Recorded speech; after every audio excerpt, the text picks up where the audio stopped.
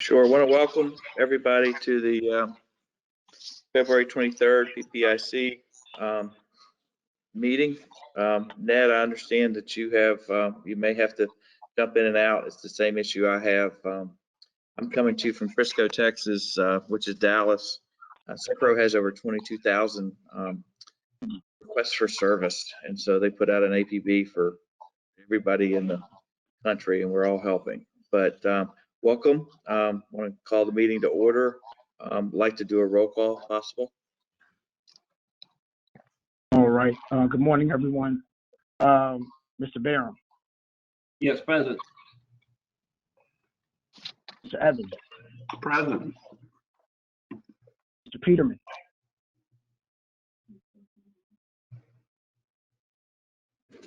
Mr. Peterman. I can see you. Mr. Toops. Here, present. All right. You do have a quorum, sir. Okay, thank you. First item of business is you should have all received the minutes from last month's meeting. If there are no issues or questions on it, I request the motion to accept the minutes as presented. So moved. I'll second. Thank you, Mr. Barham. All right. Roll call, Mr. Barham. Yes. Mr. Evans. Yeah, here. Yes. Mr. Peterman. Mr. Peterman. Okay, I see you. And then Chairman Toops. Yes. Thank you, sir. Motion carries. If we could, Chair, before we go on, just wanted to touch on one thing under the roll call. This board is now down to 4 members with the recent resignation of Mr. Dan Stevens. Some of the obligations that Mr. Stevens has coming up here very soon. He wanted to make sure he could dedicate his time to the board. He thinks right now there are just a number of things going on. So we understand that certainly as being a business owner. So we wish him well. Certainly look to welcome him back, if and when that is possible. But as of right now, the board is down to 4 members. And I stress that just because of how important we certainly need a quorum to vote on things and get things done. But we appreciate everyone's time this morning. But want to bring that to your attention. Thank you, Mr. Moore. Next item of business would be financials. Yes, good morning. This is Patty Phillips. I'm a member of the Portsmouth Finance Department. And I think on your screen you see there's 3 statements we're including here today. I'm going to go over at a very high level because there's not been a lot of change since your last briefing. But the statement of net position is basically the balance sheet. And you have cash at Atlantic Union of $1,070,997.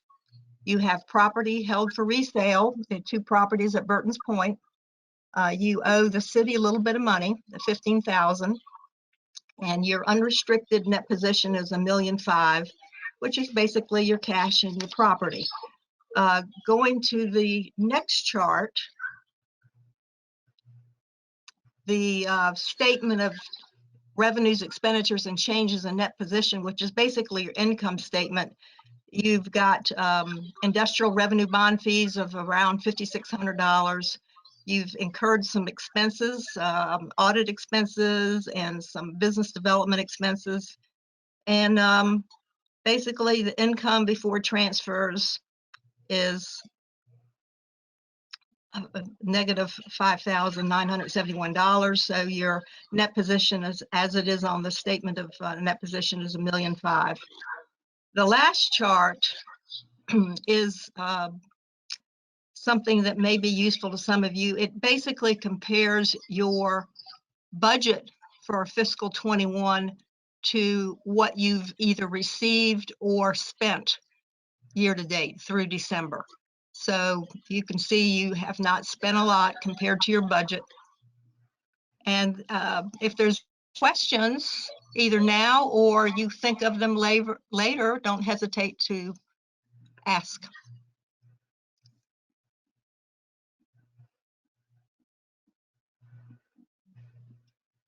Thank you, Ms. Phillips. Are there any questions for Ms. Phillips? No. All right. So we will send those to audit as we typically do. Chair, if you don't mind, we'll move forward to old business. Okay. Next slide, please. Any old business do we have? Yes, sir. Just wanted to provide an update as we move forward on projects. You know, we've certainly made the effort to make sure that both of the boards that we serve are aware of the projects that are going on. One small project that you may have heard about going on in Portsmouth would certainly be the casino, the Rivers Casino Portsmouth, and the entertainment district. Wanted to kind of bring you all up to speed on where we are on that project. Again, a little background on the next slide. This project is a $300 million project. This project will, the projected revenue is about $16.3 million. Again, to put that in perspective, you're looking at that $16.3 million adds about 7% to our GDP. We're creating over 1,200 actually permanent jobs, about 1,400 construction jobs. This project is moving very quickly. We're very excited about the new renderings that you see on the picture there on the slide. Just recently, there was a hiring event, or actually, let me just say a contracting event. We have announced the new contractors associated with the project. Locally, it is SB Ballard Construction, and from a national standpoint, Yates Construction out of Mississippi are the two GCs associated with the project. Just recently, as recently as Tuesday, they did have an event to spotlight how some of our small businesses and contractors can be involved with the project. That event had 1,400 individuals register, so it was a very well attended event. If you go to the riverscasinoportsmouth.com website, you can actually see that event that is kind of living there. It was recorded and is living there. But I'd say tell a friend to tell a friend how you can be a part of this project. This is going to be a great project for the city, a great project for the region. I just wanted to bring this to your attention as we move forward. Any questions? Thank you, Mr. Moore. All right. So next on the agenda would be new business. So it's been a little while, Chair, since we've met. You know, with the holidays and things, that kind of end of the year situation. You know, your meetings tend to fall on Thanksgiving and Christmas week for whatever reason. But we've had some change certainly in the board itself. One of those is, if you recall, Mr. Grant Reineberg, who was formerly on the board or previously on the board, was the treasurer. We need to appoint a new treasurer as part of this discussion. So, Chair, I turn it over to you to appoint, and then we'll have to have a vote on that new treasurer. You see that it's a small group of us. And so essentially among us four, we need to have a treasurer. There's not a tremendous amount that happens with that. As much as anything, it's also helping to come up with our budget, which you kind of saw in the financials. And so I would ask if either Dan or Ned, would you be willing to volunteer to be the treasurer for the upcoming remainder of the year anyway? Yeah, I can do it. I had previously said, you know, if necessary, I'll be willing to step in, be happy to step in. I have served as treasurer in the past. I think I've got a little bit of experience there. So unless Dan really wants to jump in, I'm stepping in. Matter of fact, He's shaking his head no. So Thank you, Ned. I very much appreciate your willingness to step up. Okay, not a problem.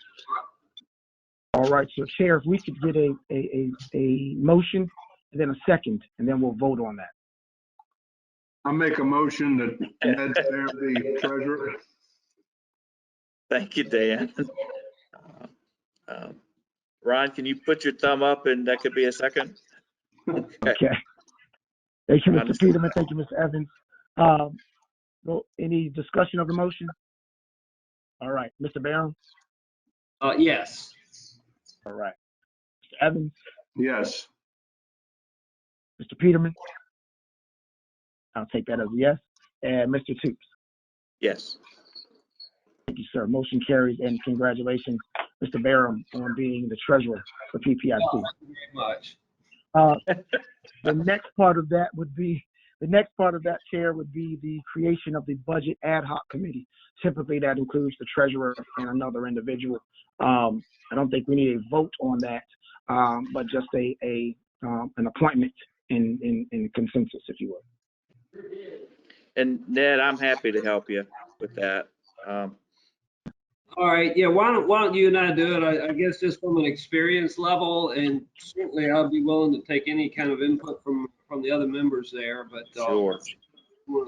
Jim, you and I want to do it, that'd be fine with me. And we're going to present it back to everybody. So, I mean. Yes, sir. Yes, Yeah, sir. as things go, we try to get the budget together in the next couple of months and then vote on it in June. Is that the way it normally goes? Yes, sir. Okay, all right, I'm Yes, sure sir. we So can. what we'll do is we'll set up a time for you all to sit down with staff and finance to have that discussion, and then we'll have it prepared to bring back to the board right around that May timeframe, and that way you can see it in May, talk about it. If you'd like to vote in May, you can. If not, we'll have it ready to go by June. Okay, that's fine. Well, I'm free most of the time, I think, so just let me know and I'll be happy to get together. Yes, sir. Thank you, Ned. I know you're pretty tied up for a while, so I'll just leave it to your schedule. Whenever you get back in town, get things straightened out down in Texas, we'll pick a time. May come back with an accent. You have to wait and see. All right. Let me, if I could, very quickly share. I believe one of our council members, Mr. Chris Woodard, is on the call as well. I want to welcome him this morning. I don't know if he can hear us or see us, but welcome this morning. Next item on the agenda, Chair, under new business. Typically this time of year, this board will either have some type of joint meeting with the EDA, potentially some type of retreat on its own or with the EDA. We would like to still continue that tradition, but do something a little different. Certainly this board, along with the EDA, are very intricately involved in a number of projects that we have going on here in the city. And we think it's vitally important that you all remain educated and really understand what's going on in the city and as well the region. So typically we would have, like I said, a retreat or at least some type of joint meeting, have some kumbaya moments where we all work together and say we're going to work together to do things great for the city.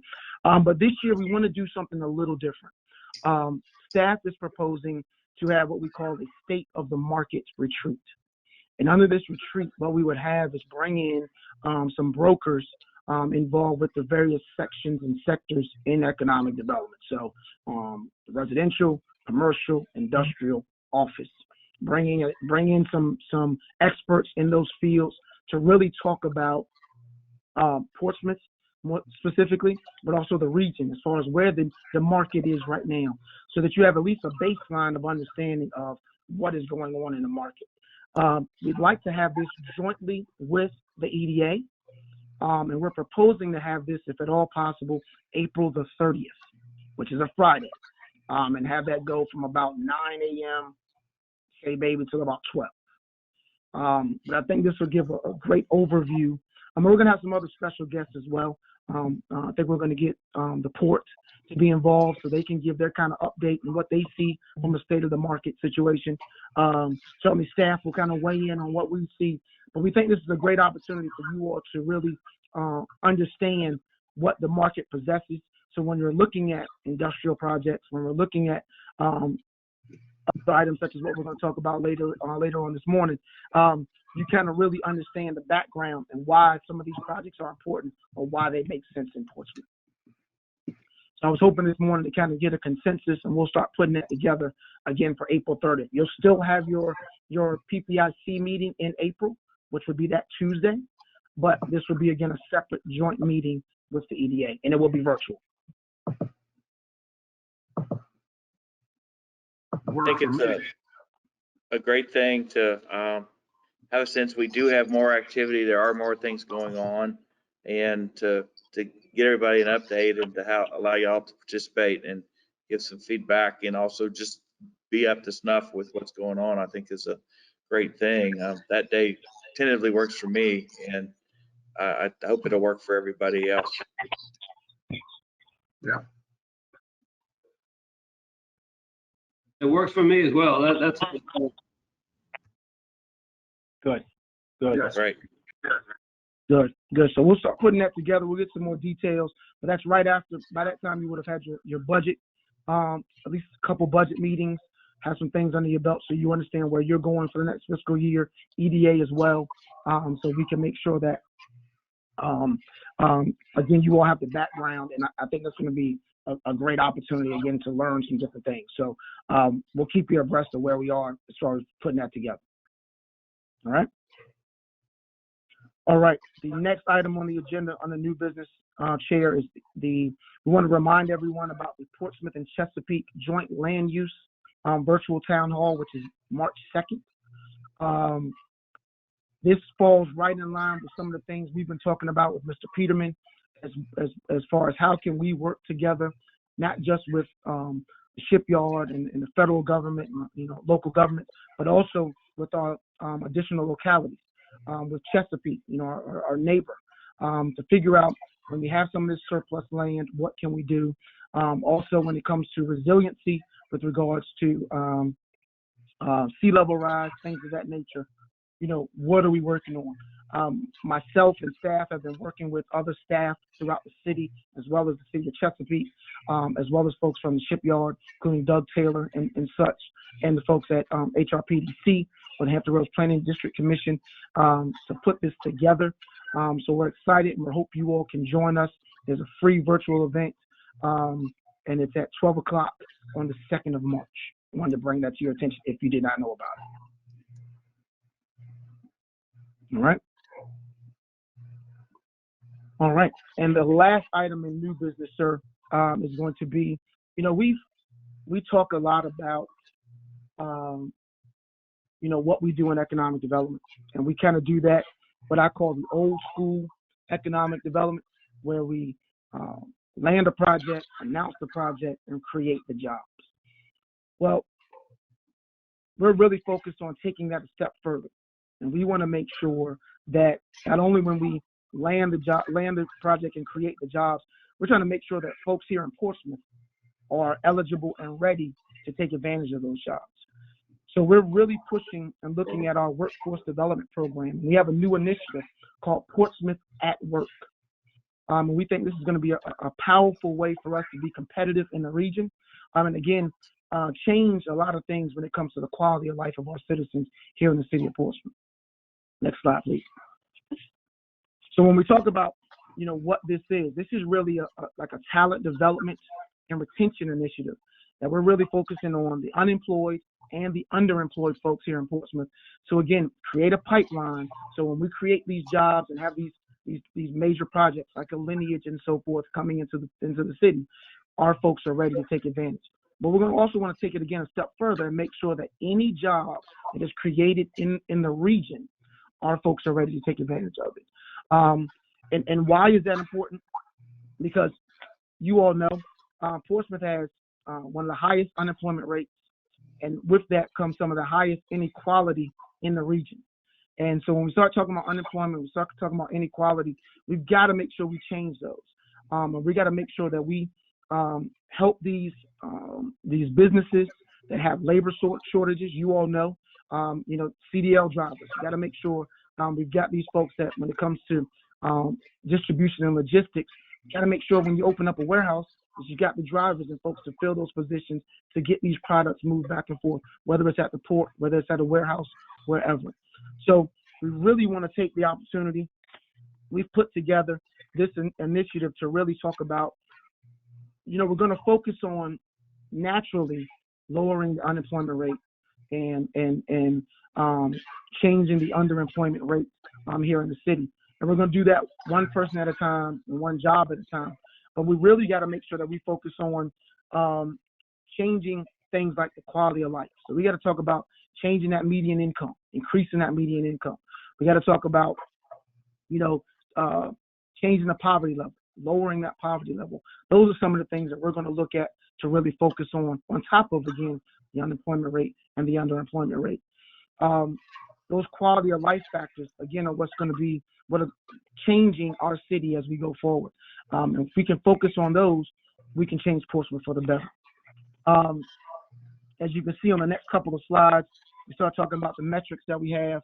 Again, we want to make sure this program is an inclusive program. We want to make sure that we've got our folks ready to be hired. We're going to have a collaborative kind of ecosystem that puts things together. And again, we're going to create that pipeline that affects these indicators that you see on the screen: median household income, per capita income, reducing the level or the number of persons in poverty, and again, those underlying metrics of underemployment and underemployment.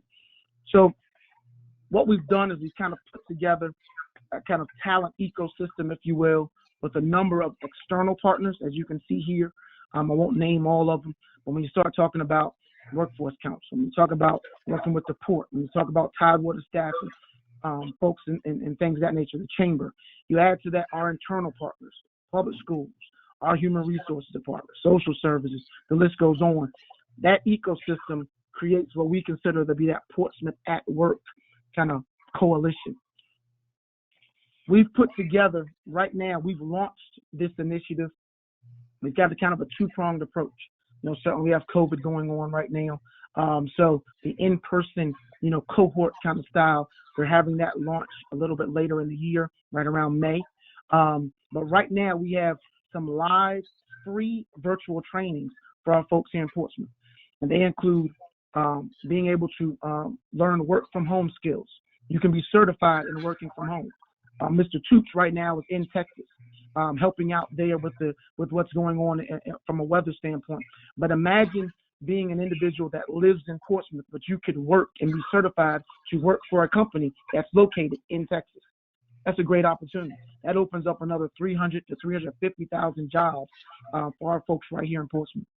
But at the same time, we want to upskill some of our folks. As we're in the digital age, we got to make sure our folks are trained and ready to go on digital literacy. So we've got at least 3 programs right now that are free that individuals can log into the computer, whether it's at home. Certainly we want to have access. So as we open up the libraries, we start opening up some of these rep centers. And also when we open up our Portsmouth at Work Center, which we will have and we'll talk about in just a second, we're going to have computer labs there where individuals can log on and learn some of the digital learning, some of the skills to succeed, whether it's Microsoft, whether it's Excel, PowerPoint, things of that nature. We've got some training through Tidewater staffing that is again, getting individuals ready for the workforce. But another program that we're really excited about is our entrepreneurship program that we're calling a Smart Start Entrepreneurship Training Program. This program we think is going to be key to helping those entrepreneurs get started. It's kind of a boot camp, if you will, that teaches an individual how they can start a business for less than or with less than $1,000. It's a free program that we're putting together, and we've put together. Again, you learn how to start this business, but by the end of this boot camp, you will have a meeting with the SBA, have a loan-ready business plan put together along with the SBA, and then we put you in connection with resources to get you ready to start your business and launch your business right here in the city of Portsmouth. So we're very excited about what this program, the Portsmouth at Work initiative, can do. We're really excited about what this can mean for a number of citizens in the city of Portsmouth. But I think one of the next things we're really going to be excited about is when we start talking about, again, here in the coming months, we will have an actual location called the Portsmouth at Work Center, right here in our building, right here in downtown. And that's going to elevate the number of opportunities for our citizens here in Portsmouth. If you have any questions, we have Ms. Pamela Kroom is our workforce development guru here in our office. Certainly you can reach out to myself or Mr. Donahue. We have all of these programs or information is available on our Facebook page. We have a dedicated Facebook page just to Portsmouth at Work. Certainly you can also access it through our website and through our Facebook page and our other social media. We're very excited about this because we think this will make us competitive in the market and in the region when you start talking about creating jobs and filling them with folks right here from the city of Portsmouth. Now, I know that's a lot of information, so I'm going to stop here, but I'm certainly opening up for any questions, comments, or concerns.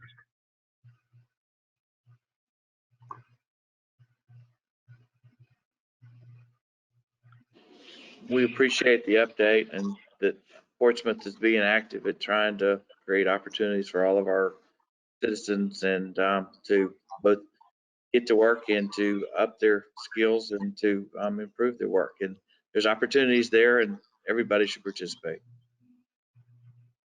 Thank you, sir. Any other comments? Nope. All right. So, Chair, we do have a need to go into closed session. Now, Mr. Peterman, I understand that you are having some technical issues, unless we can hear you now. I think you're still muted. Okay. So no problem. I see you speaking there. No problem. What we'll do is, Mr. Barham, we sent you the closed session resolution. You could read that if you have it. All right, let me see if I can get it. Hold on just a moment.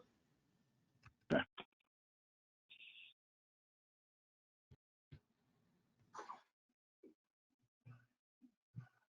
Do you know when it was sent to me? I've got to try to find the email. No problem. What we also could do is, I believe it was sent to Mr. Donahue. Mr. Donahue, could you read it? And then I can, yes. we'll just need it. If we could, after Mr. Donahue reads it, if we could just get a motion in a second to go into close. I think that'd be better because I can't find it right now. No problem, sir. Sure, okay. I move to go into a closed electronic meeting pursuant to Virginia Code subsections 2.2-3708.2 A3 and 2.2-3711 A5 and City Council Ordinance 2020-102 for the purpose of discussing a prospective business or industry where no previous announcement has been made of the businesses or industry's interest in locating its facilities in Portsmouth, specifically regarding Project Colt. I'll make Mr. that. Donahue. I'll make the. Barham. And so we have a motion. Do we have a second? Second. We have Thank a you, Mr. second. Evans. Any discussion of the motion? All right, roll call vote, Mr. Barham. Yes. Thank you. Mr. Evans, Yes. Peterman. I saw your thumbs up. And Chairman Toots. Yes. Thank you, sir. We are in closed session. So if you all could leave this meeting and then follow the closed session link in the closed session. Thank you.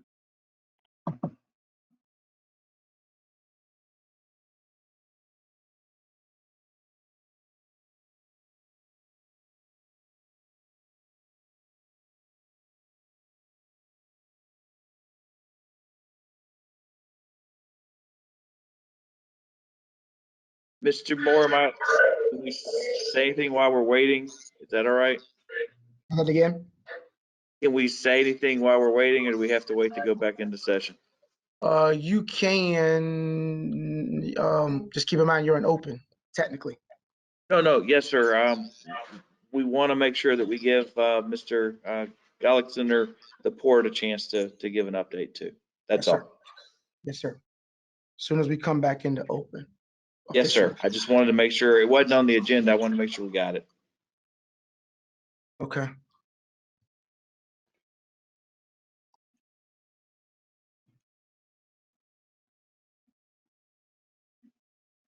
Still waiting on Mr. Peterman. We're gonna give him a call real quick to make sure we didn't lose him. Unless Jeff, can we technically go back into open without Mr. Peterman? If something happened?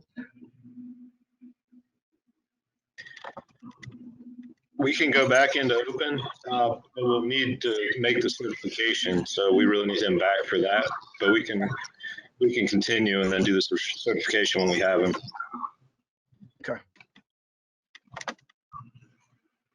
So wait to read the certification? Yes.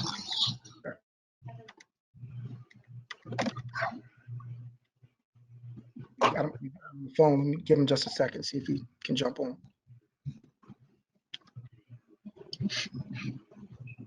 But if Mr. Gullickson's on, Yeah, we can let if Mr. Mr. Gullickson. Gullickson's on, you can have him speak. Mr. Chris Gullickson, do you have an update for us this morning, sir? Yeah, good morning, Robert. Thank you. I'll keep it brief and respect the time, and want to thank the commissioners and Councilman Woodard for this opportunity this morning to present to the PPIC. Again, keeping my remarks brief, volumes at the Port of Virginia continue to stay strong. We saw a record January, in fact, almost 20% growth year over year. January to January, we're still working at record volumes. That's obviously very exciting for us as an operation, and to show just the level of efficiency that we're able to maintain with the increased volume. So very, very good times at the port. We really do see this volume sticking around, especially for the months to come, as there's continued discussions around more stimulus spending, and those funds obviously helping support some of that ongoing retail activity that's taken place and really been one of the key elements behind this current uptick in cargo.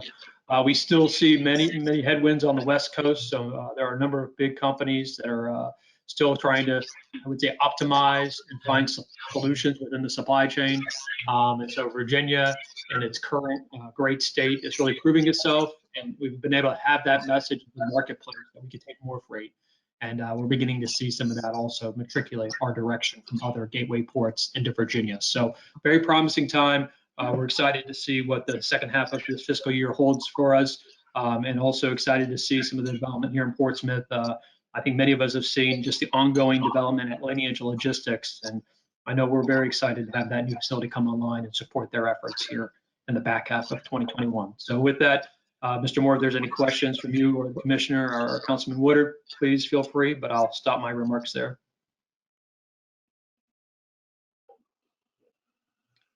I have one question. There was an article in the Journal the other day about containers shortages in China because containers are, and you can see it, sitting here. What can be done to get those containers back? Well, it's a very interesting, it's a Rubik's Cube to say the least, because the rates are such coming out of Asia to the US. So on the import leg, the carriers are trying to aggressively reposition assets as quickly as they can. And so what we'll see, in fact, I think this week, we have a vessel, kind of what we call sweeper vessel. So certain ocean carriers will bring a ship in and just load it with as many empty boxes. Now, that's a real challenge for our export community, and it's something we're cognizant of. And Virginia prides itself in having a very balanced trade between full imports and full exports. And so I can tell you, working with a lot of Virginia companies that are exporting some of the base commodities like grain and log, they're having difficulty in finding assets, empty containers, because so many are just being repositioned back. So it is a complex equation, and we're trying our best to sort it out and make it fair for everybody. So Virginia is not the problem. No, it's really market driven. There's a great demand out of China, and because the rates are such, I think it's the overall effort to just get those boxes back into Asia, load them up, and sail them back to the U.S. because of just the current rates on that cargo versus export loads, which historically don't have the same comparable ocean rate.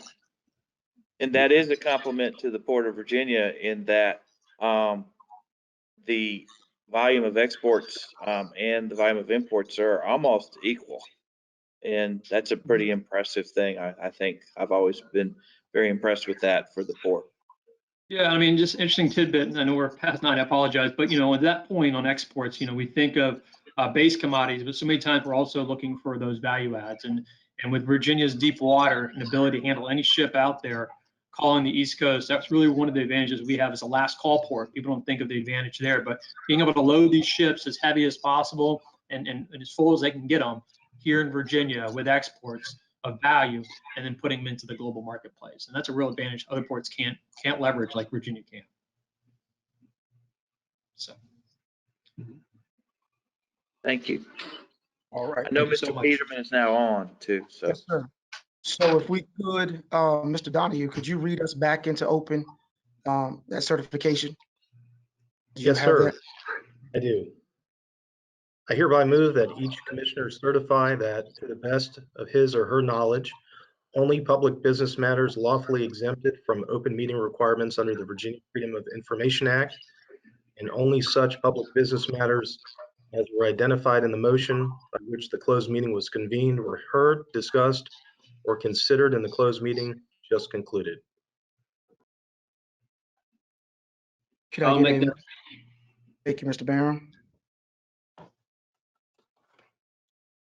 And just need a second. Second. Thank you, Mr. Evans. Any discussion of the motion?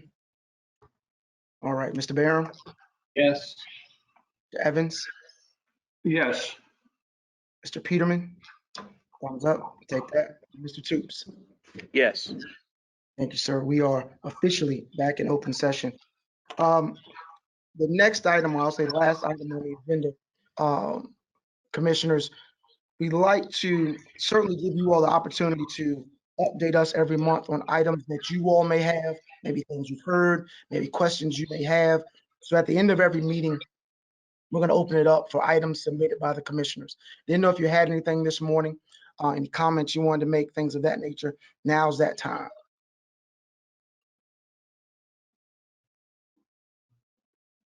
One thing I'd like to say, and again, this just goes to the updates. I know you said that you were checking on Mr. Solomon's to get an update as to what he's got going on. If it's not known now, or if we can put it on the calendar for the upcoming months, I'd like to get an update on what's happening with Wild Lane. I think that's been hanging out there. And also, I remember from a couple of years ago, the city engineer talking about improvements to the stretch of road between the Jordan Bridge out to, I guess, the intersection of Elm and George Washington Highway, which is heavily used by the shipyard, obviously. And I mean, it's just a terrible stretch of 2-lane road there. And I'm just wondering if we could maybe get an update from the city engineer as to where that project stands, if it is actually viable at all. One thing I've got right now. Yes, sir. We will make sure we put that on. We'll attempt for it in March and see what kind of answer we can get and presentation we can have for you. All right. Any other questions, comments? All right. Well, along those lines, Mr. Barham kind of beat me to it a little bit. Did want to give you an update on a couple things from our side. As you can see from this picture here, if you haven't seen on your way driving to the port, Mr. Gullickson brought it up earlier, but this is, as of yesterday, the most recent picture or snapshot of Lineage Logistics and their new facility. They're on half of what would be the former BASF site. I'm very excited, and I'm glad to see the smiles on you all's faces, because we're excited about this 200,000 square foot facility. You know, they're really going crazy, going gangbusters out there, getting this up and ready to go. The building itself will be finished right around the May timeframe. When you start putting in all the automation and things of that nature, building out the inside, we anticipate the building will be done right around that August timeframe. So we're very excited about getting this online and ready to go. Again, if you're driving that 164 stretch going towards the port, you can't help but see it. You can't help but see it going up. And we can't wait to see lineage stamped on the side there, so we can see what $60 million and 60 new jobs will do for the city of Portsmouth. So we're very excited about that. Wanted to bring an update on that. And also, in leaving up this slide, lineage is in the blue section of this piece of property. Again, this used to be all one piece of property. That 3340 and 3200 were all the former BASF property. But on the 3340 West Norfolk Road site, which is the second half, you may recall you all supported putting that piece of property forward for a Port Host Community Grant Fund in the amount of $500,000. That was the second grant that we put forward through the state. The first grant was for Wild Duck Lane, which has certainly been, that was the former Cogentrix plant. They received a $500,000 grant from the state. They utilized that to redevelop the site, tear down the former Cogentrix. We'll give you an update on that in March, but that is going on great as well. But we're excited to announce this morning, let you all know that the $500,000 grant that we put in for the second half of BASF was approved. The governor did announce this last week. So that is the second $500,000 grant that we have received from the state for redevelopment of our industrial properties here. This will allow us the opportunity of Marathon Development to develop this site for potentially another 300,000 square feet of space on this site.